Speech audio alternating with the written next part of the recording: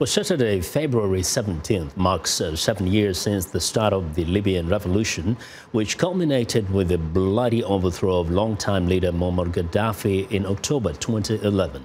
7 years later, the country is in a free fall on many levels and remains in turmoil. Despite the chaos, the United Nations envoy to Libya, Hassan Salame, has a plan to hold elections by the end of the year. VOA's Sabina Castelfranco has more. For the past 7 years, young and old have turned out on February 17th at Martyrs Square in Tripoli, waving flags to celebrate what they hoped would be a new beginning. Gaddafi is gone, but many of their dreams have not materialized.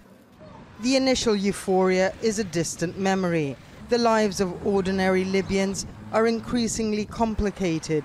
Inadequate health care, rampant inflation, cash shortages. Fuel also is a problem in this oil-rich nation. On the political level, little has changed since the turbulent days of 2011. Armed groups are a sign of deep divisions and of the difficulty facing the current unity government to actually govern. The UN-backed Government of National Accord has very little command and control over Tripoli, where it is reliant on its alliances with local armed groups. Beyond that, it has even less. Despite this, the UN has an ambitious plan to stabilize Libya by holding parliamentary and presidential elections this year. It is off to a slow start. There are several electoral conditions. For the moment, we have only achieved one, the beginning of voter registration. With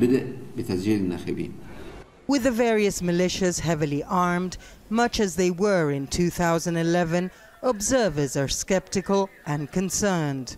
The conditions aren't in place for them to take place properly. Nobody could guarantee the security across the country. How could the UN guarantee that the actors involved would accept the results, whatever happened? Unlike 7 years ago, there is little reason to celebrate these days. For Libyans, it is a daily struggle to live with the reality of an extremely fragmented country. International experts say it will take much effort to bring the unity and peace that, for Libyans, exists only in their dreams. Sabina Castelfranco for VOA News, Rome.